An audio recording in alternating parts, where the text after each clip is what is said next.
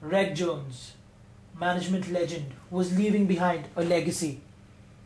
GE, founded by Thomas Edison in 1878, was now a conglomerate of 43 strategic businesses and one of the leading industries in the United States of America.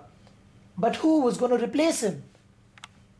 Jack Welch. Jack Welch. Jack Welch. I think he was suited for this job. Sir, Jack Welch होना चाहिए. So Jack Welch it was, the now legendary CEO, creator of the Jack Welch way, the best golfer in college. How did he do it? So in came Jack Welch with his revolutionary concept of comparing performance compared with outside data and the real-time time.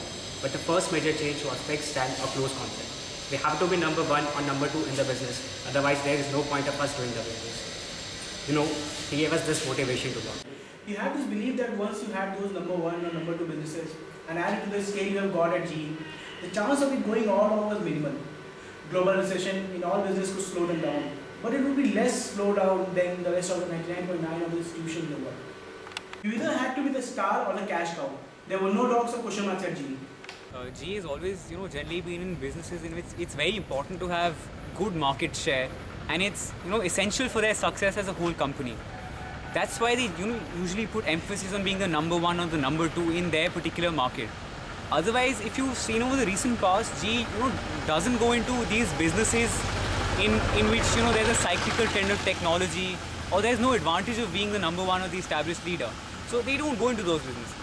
So the entire business of GE was divided into three categories, that was core, services and technology. In core, the focus was on production and quality, while in technology, GE had to constantly reinvest in research and development, while in services, there was a constant endeavor to add outstanding people and make continuous acquisitions. There were these businesses being sold left and right, wave of closures, via their coal mining business, their houseware business, even their famous consumer electronics business was being sold.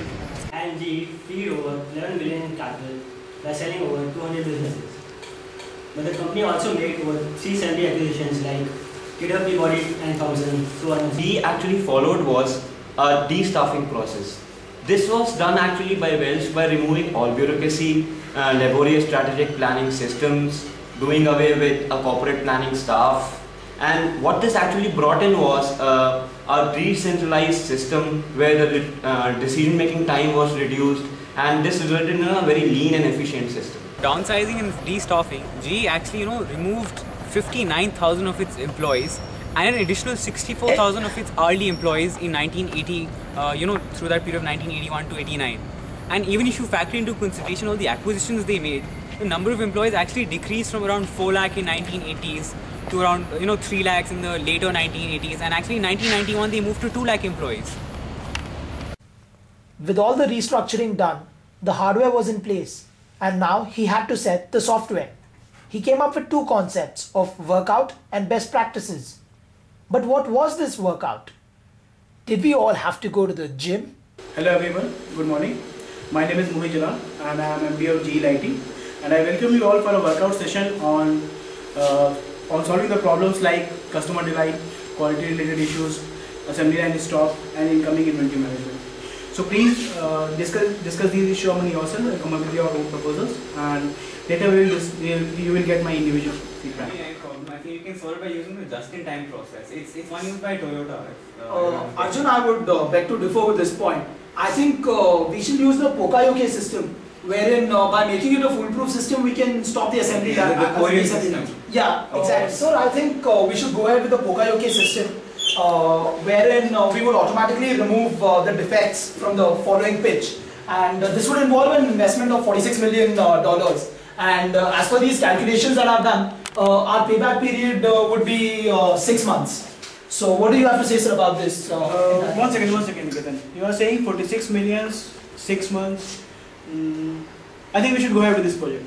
Our exports will increase at a compounded annual growth rate of 18%, while our imports will actually increase at a rate of 22%. And if you can see with the years ahead, our profits will increase steadily and grow to a huge number in 2007 and 12. So I think we should go ahead with this project. Mr. Ashutosh, I think that there are a few details which need to be worked out more in detail. So we'll get back to you by 12th of December. And the benefits. Now, with restructuring, downsizing and bureaucracy removed, what happened was that there was a change in culture, which was required to maintain the productivity levels.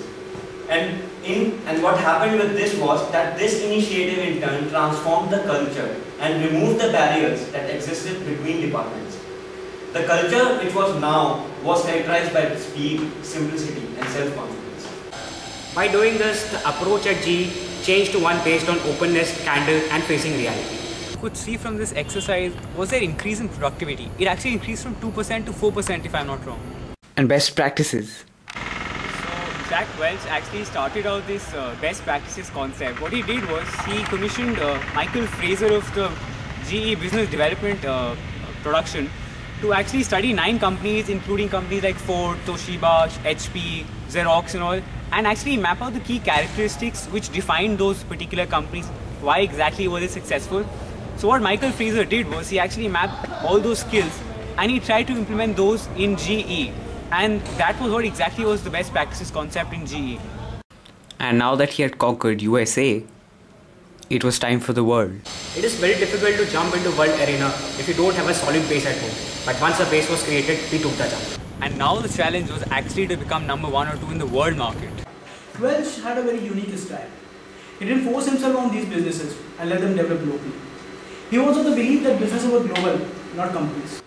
What he followed was a transnational strategy with high concern for local responsiveness and high concern for global integration. In such a strategy, the businesses not only achieve superior efficiency and quality, but they do so with a customer focus. He was really smart with his globalization strategy. He took advantage of economic downturns in continents, like the European economic crisis during 1895 when he invested $17.5 billion, or take the Asian collapse in 97-98. GE invested $15 million in Japan alone, and that's how he increased his share of earnings from USA. With all these initiatives on strengthening the company, weren't the employees important? As GE was changing with the cultural initiatives and the global thrust that was given to it, Welch focused more on changing the minds of the people. Because if you are changing the culture, it should flow down to the deeper levels. And for this, it took many initiatives. One of them was Crotonville. Crotonville was the Management Development Institute of GE. Apart from changing it from being an institute for rejected managers, it became a part to become the top managers for GE. One of the steps he took is started reviewing the important businesses with his executives. That were around 12-day meetings with Jack Welch and one of the top executives, and became a part of identifying the future leaders. He changed the management compensation to more stock options. More and more employees started taking stock options, and thus the compensation process became more incentive linked. Crotonville with its teachers and resources was a huge investment. These kind of universities are highly expensive, and GE spent around $12.4 million on this, which is around 60% of the industry average. Jack Welch basically on his Crotonville started spending a lot of money, investment in hiring teachers, and what he mainly did was he hired internally. He didn't want all those experts from Harvard and Yale and XLRI coming into his Management Development Institute. He wanted his own managers actually coming into Crotonville. But what was Welch's ideal leadership profile? As GE's policy is to take people who are very high in willingness and very high in ability. These are the people who are actually preferred by GE.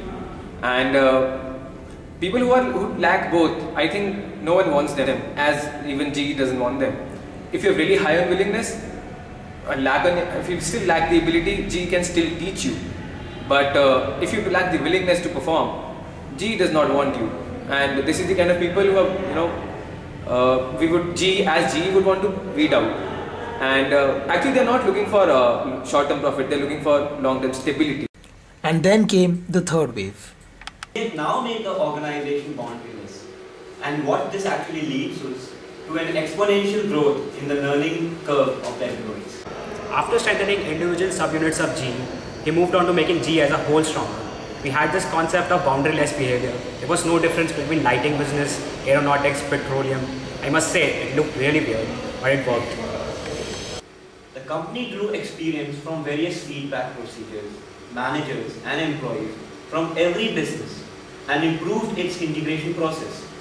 They identified and removed all blocks from the system, and by the end, GE's integration programs were completed in just 100 days. I remember the industry was astonished by the GE's processes. The different GE businesses started to learn from each other. They learned productivity solution from lighting, quick response asset management from appliances, transaction effectiveness from GE Capital, cost reduction techniques from aircraft engineers, and global account management from plastics.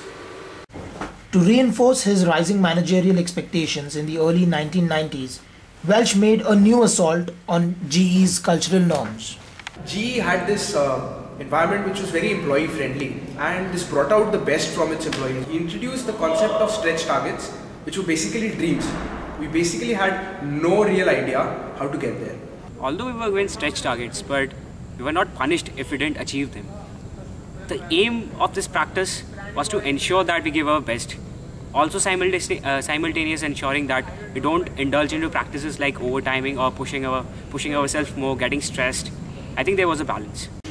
In 1994, Welch launched a new strategic initiative designed to reinforce one of his earliest goals: to reduce GE's dependence on its traditional industrial products. Jack Welch's next initiative was actually to move into service businesses.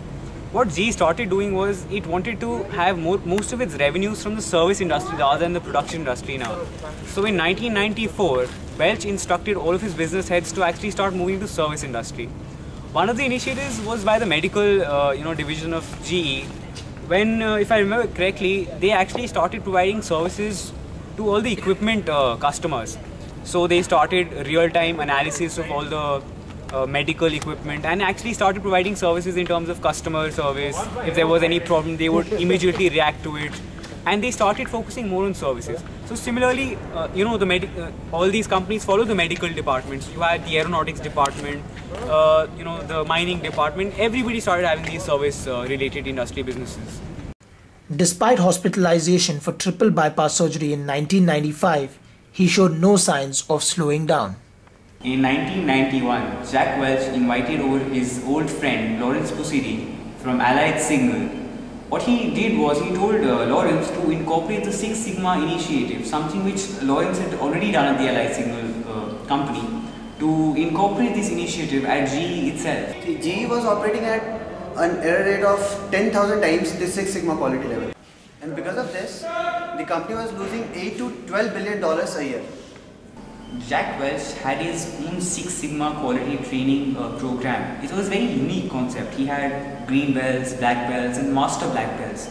The green belts used to get 4 weeks of training in small Six Sigma quality tools, and they had to undertake very small projects aimed at just improving quality. Whereas the black belts, they undertook actually 6 weeks of training, and then they had to undertake major projects which would result in measurable performance increase. And the master black belts were already fully equipped Six Sigma instructors who would mentor these black belts over this 2-year project.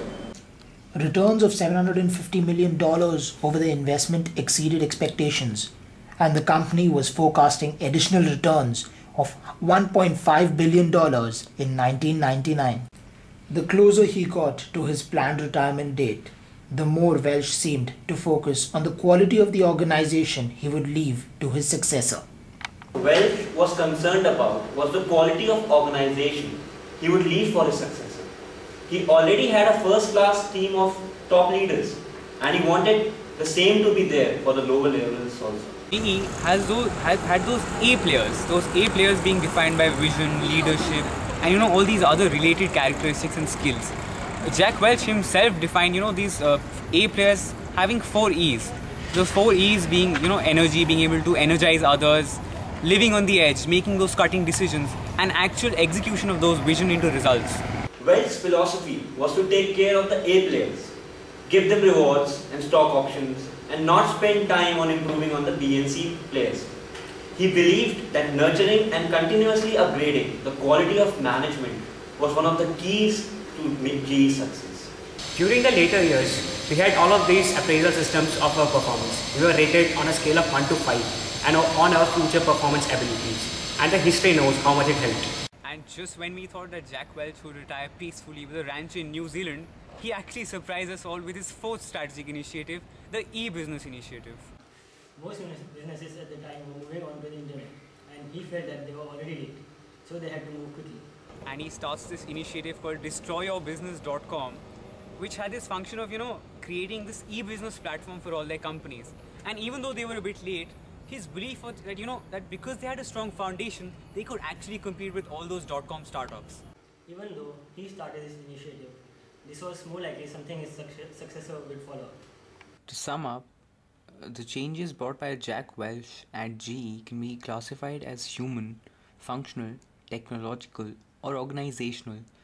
And as you can see, that all of his changes can be classified according to that. Change can also be looked at the point of view from being evolutionary or revolutionary. Evolutionary meaning that change is rather slow, gradual, incremental, and narrowly focused. Whereas a revolutionary change would be something which is very sudden, drastic, and broadly it is mainly focused. And you can see that, there was a balance between evolutionary and revolutionary change when it came to Jack Welch. The signs are that GE's tradition of managing succession has allowed him to pass on the reins seamlessly. The juggernaut will not grind to a halt. Welch is steeped in GE from his head to his toes, but he is not GE. The GE culture is too robust and carefully constructed to fall with the leaving of one man, and Jack Welch made sure he did that. His successor, Jeff Immelt, has a hard act to follow.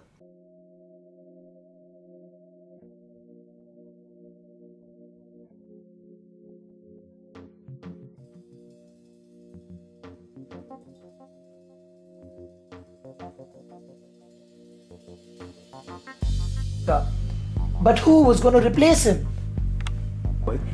Jack Welch! Jack Welch! I may end up smiling. Yeah. Jack Welch.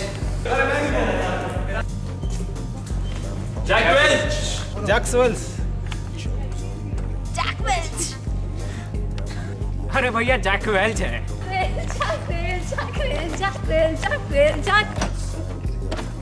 Jack Welch.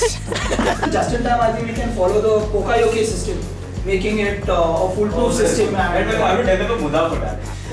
Yeah, I think you're right. Dude, why? I think Justin the one who followed by Toyota. I would beg to differ with this point. I think we should use the Pokayoke system, wherein by making it a foolproof system, we can stop the assembly line. Yeah, exactly.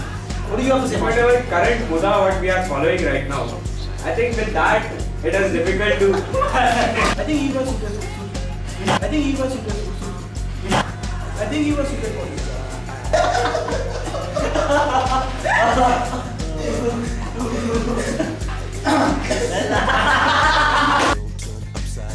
You either had to be the cash and the real-time time.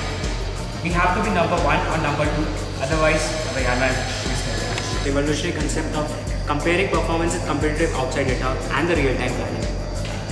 We have to. But his first major concept Was fixed.